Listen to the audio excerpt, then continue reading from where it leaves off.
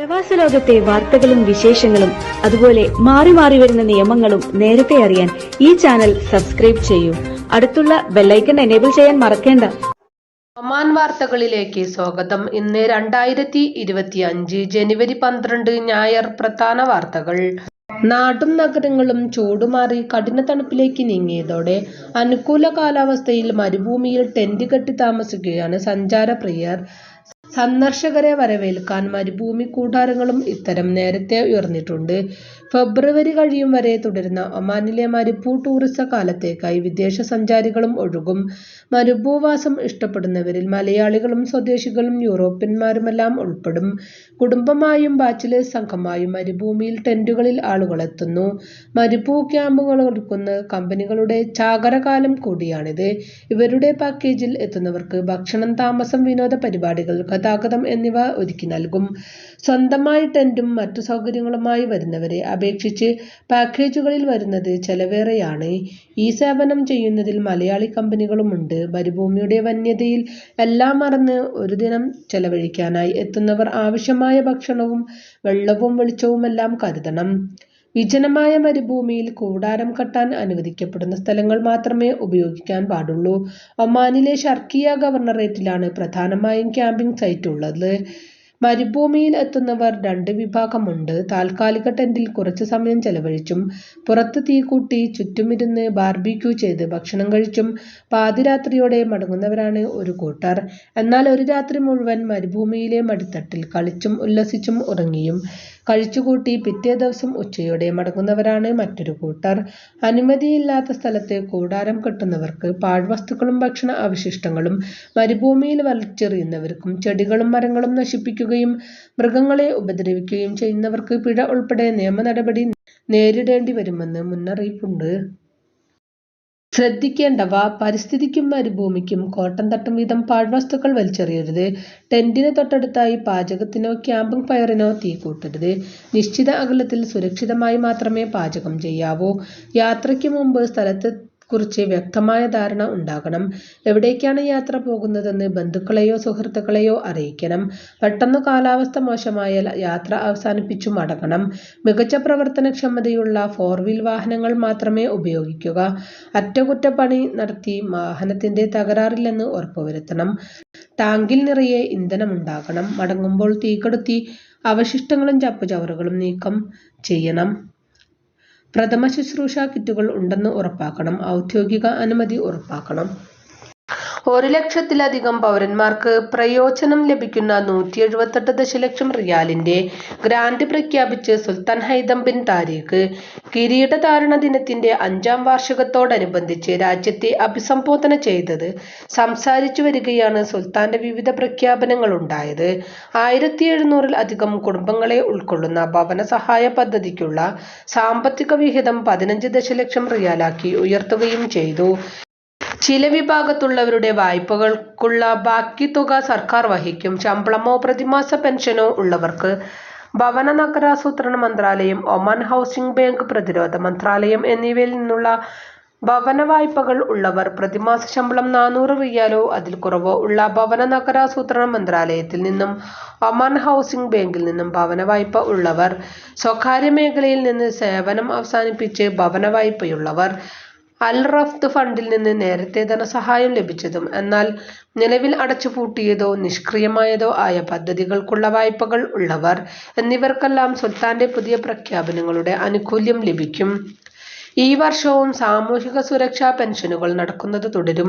ഇതോടൊപ്പം 2025-ൽ പൗരന്മാർക്ക് സാമൂഹിക ഇൻഷുറൻസ് വ്യാപിപ്പിക്കും. 350 റിയാൽ താഴെ പെൻഷൻ ഉള്ളവർക്ക് തുക വർദ്ധിപ്പിക്കാനും ലക്ഷ്യമിടുന്നു. ബന്ധപ്പെട്ട അധികാരികൾ പ്രഖ്യാപിച്ച ചട്ടങ്ങൾ അനുസരിച്ച് വിവാഹം കഴിക്കാൻ ആഗ്രഹിക്കുന്നവരെ സഹായിക്കുന്നതിന് എല്ലാ ഗവർണറേറ്റുകളിലും വിവാഹ ഫണ്ടുകൾ സ്ഥാപിക്കുമെന്നും സുൽത്താൻ പ്രഖ്യാപിച്ചു. ഇതിനായി ഓരോ ഗവർണറേറ്റുകളിലേക്കും 1 ദശലക്ഷം റിയാൽ വീതം ആകെ 11 ദശലക്ഷം റിയാൽ നീക്കിവെക്കും. രാജ്യത്തെ ഗവർണറേറ്റുകൾക്ക് കൂടുതൽ അധികാരങ്ങൾ നൽകും. കൂടുതൽ അധികാരങ്ങൾ നൽകുന്നതിലൂടെ ഗവർണറേറ്റുകൾ രാജ്യത്തിന്റെ വളർച്ചയെ നയിക്കുന്ന സാമ്പത്തിക കേന്ദ്രങ്ങളായി മാറും. ഗവർണറേറ്റുകളിൽ കൈവരിച്ച വികസന പദ്ധതികളെയും സാമ്പത്തിക സാമൂഹിക പ്രസ്താവനകളെയും ഞങ്ങൾ അഭിനന്ദിക്കുകയാണെന്നും അദ്ദേഹം പറഞ്ഞു. യുവതയെ പരിപോഷിപ്പിക്കുന്നതിനും അവരുടെ ധാർമ്മികവും പൈതൃകവും സംരക്ഷിക്കുന്നതിനും ആധുനിക സാങ്കേതിക വിദ്യയും അറിവും ഉപയോഗിച്ച് അവരെ ശാക്തീകരിക്കുന്നതിനുമുള്ള തന്റെ പ്രതിബദ്ധത സുൽത്താൻ വീണ്ടും ആവർത്തിച്ചു. നമ്മുടെ കുട്ടികൾക്കും കൗമാരക്കാർക്കും യുവാക്കൾക്കും പൂർണ്ണമായ പരിചരണവും തുടർച്ചയായ ശ്രദ്ധയും നൽകുന്നു. ഒമാന്റെ സമ്പന്നമായ പൈതൃകത്തിൽ നിന്ന് ഒന്നിക്കാനും സഹകരിക്കാനും പ്രചോദനം ഉൾക്കാനും രാജ്യത്തെ യുവാക്കളോട് അഭ്യർത്ഥിക്കുകയാണെന്നും സുൽത്താൻ പറഞ്ഞു. ഒമാൻ ദേശീയ ദിനം ഇനി എല്ലാ വർഷവും നവംബർ 20-ന് ആഘോഷിക്കും. സ്ഥാനാരോഹണ ദിനത്തിൽ രാജ്യത്തെ അഭിസംബോധന ചെയ്ത് സംസാരിക്കവേ സുൽത്താൻ ഹൈതം ബിൻ താരിഖ് ആണ് പ്രഖ്യാപനം നടത്തിയത്. പൂർവികരായ സുൽത്താൻമാരെ ആദരിക്കുന്നതിൽ അതിയായ സന്തോഷമുണ്ട്. 1744 മുതൽ ഇമാം സയ്യിദ് അഹമ്മദ് ബിൻ സയ്യിദ് അൽ ബുസൈദിയുടെ കൈകളാൽ ഈ രാജ്യത്തെ സേവിക്കാൻ അൽ ബുസൈദി കുടുംബം നിയോഗിക്കപ്പെട്ട ദിവസമാണിത്. ഒമാന്റെ പതാക ഏകീകരിക്കുകയും ദേശത്തിന്റെ പരമാധികാരത്തിനും പൗരന്മാരുടെ സ്വാതന്ത്ര്യത്തിനും അന്തസ്സിനും വേണ്ടി പോരാടുകയും വലിയ ത്യാഗങ്ങൾക്ക് നേതൃത്വം നൽകുകയും ചെയ്ത വ്യക്തിയായിരുന്നു അദ്ദേഹമെന്നും പ്രസ്താവനയിൽ പറഞ്ഞു.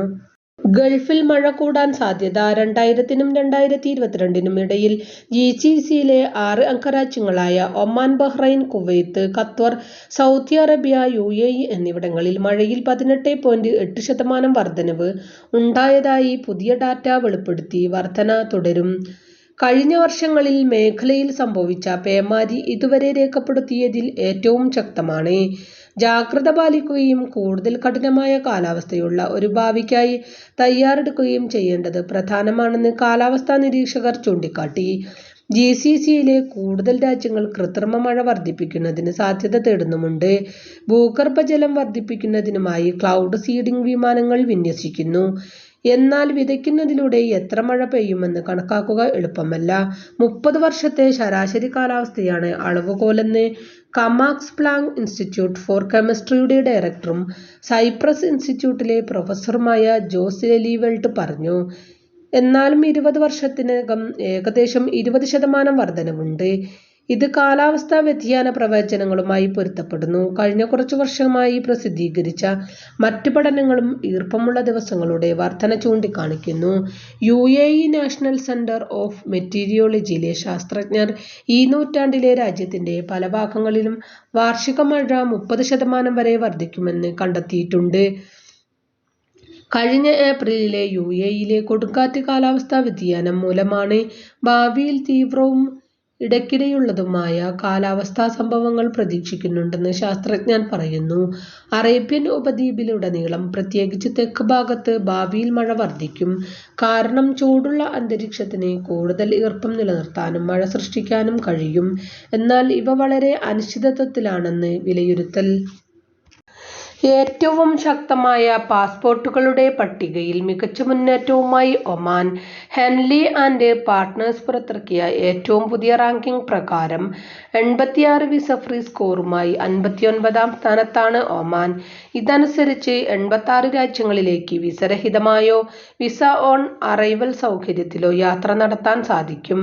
സുൽത്താൻ ഹൈതം ബിൻ താരിഖിന്റെ 5ാം സ്ഥാനാരോഹണ വാർഷികത്തിന്റെ ഭാഗമായി ഒമാൻ പോസ്റ്റ് പ്രത്യേക തപാൽ സ്റ്റാമ്പ് പുറത്തിറക്കി. ഒമാൻ വിഷൻ 2040-ന്റെ സ്തംഭങ്ങളും മുൻഗണനകളും കഴിഞ്ഞ 5 വർഷത്തെ ശ്രദ്ധേയമായ നേട്ടങ്ങളും പ്രദർശിപ്പിക്കുന്നതാണ് സ്റ്റാമ്പ്. സമ്പദ് വ്യവസ്ഥയും വികസനവും, ജനങ്ങളും സമൂഹവും, ഭരണവും സ്ഥാപനപരവുമായ പ്രകടനം, സുസ്ഥിര പരിസ്ഥിതി എന്നിവയിലെ പ്രധാന പുരോഗതികൾ സ്റ്റാമ്പ് എടുത്തു കാണിക്കുന്നു. സുൽത്താൻ ഹൈതം ബിൻ താരിഖിന്റെ ഫോട്ടോ പതിച്ച ലിമിറ്റഡ് എഡിഷൻ സ്വർണ്ണ സ്റ്റാമ്പും പുറത്തിറക്കിയവയിൽ ഉൾപ്പെടുന്നുണ്ട്. storeomanpost.om എന്ന വെബ്സൈറ്റിൽ ഓൺലൈനായി മുൻകൂട്ടി ഓർഡർ ചെയ്ത് അപൂർവ സ്റ്റാമ്പ് സ്വന്തമാക്കാമെന്നും ഒമാൻ പോസ്റ്റ് പ്രസ്താവനയിൽ അറിയിച്ചു. ഫലസ്തീനിൽ ദുരിതമനുഭവിക്കുന്ന കുരുന്നുകൾക്ക് കരുതലൊരുക്കുവാൻ സാമ്പത്തിക സഹായവുമായി റിയാദ് അൽ ഖദ് സ്കൂളിലെ വിദ്യാർത്ഥികൾ അസോസിയേഷൻ ആസ്ഥാനത്ത് നടന്ന ചടങ്ങിൽ കുട്ടികളും സ്കൂൾ അധികൃതർ ഫലസ്തീൻ സഹായ നിധിയിലേക്ക് സംഭാവനകൾ നൽകിയത്. ഒമാൻ ചാരിറ്റബിൾ ഓർഗനൈസേഷൻ അധികൃതർ വിദ്യാർത്ഥികളുടെ നന്മയുടെ മനസ്സിനെ അഭിനന്ദിക്കുകയും ചെയ്തു. അതേസമയം ഫലസ്തീനികൾക്ക് സഹായം എത്തിക്കുന്നതിന് ഒമാൻ ചാരിറ്റബിൾ ഓർഗനൈസേഷൻ നടത്തിവരുന്ന ഫണ്ട് സമാഹരണം തുടരുകയാണ്. പൊതുജനങ്ങളെ കൂടി പങ്കാളികളാക്കിയാണ് സഹായം എത്തിക്കുന്നത്. സ്വദേശികളിൽ നിന്നും പ്രവാസികളിൽ നിന്നും ഉൾപ്പെടെ തുക സ്വീകരിച്ച് ഫലസ്തീന് ആവശ്യമായ സഹായങ്ങൾക്കായി ഉപയോഗപ്പെടുത്തും. സുൽത്താൻ ഹൈതം ബിൻ താരിഖിന്റെ സ്ഥാനാരോഹണ വാർഷികത്തിന്റെ ഭാഗമായി രാജകീയ പ്രശംസാ മെഡലുകൾ വിതരണം ചെയ്തു. മികച്ച പ്രവർത്തനവും സേവനവും ചെയ്തതിന് റോയൽ കോർട്ട് അഫയേഴ്സിലെ വിശിഷ്ട ഉദ്യോഗസ്ഥർ, നോൺ കമ്മീഷൻ ഉദ്യോഗസ്ഥർ എന്നിവർക്കാണ് മെഡലുകൾ നൽകിയത്. Royal court affairs secretary general Nasser Hamood Al കിന്ദിയാണ് മെഡലുകൾ സമ്മാനിച്ചത്. ഇതോടുകൂടി ഇന്നത്തെ വാർത്തകളും വിശേഷങ്ങളും ഇവിടെ അവസാനിക്കുന്നു. കൂടുതൽ വാർത്തകളും വിശേഷങ്ങളുമായി നാളെ കാണാം. നന്ദി, നമസ്കാരം.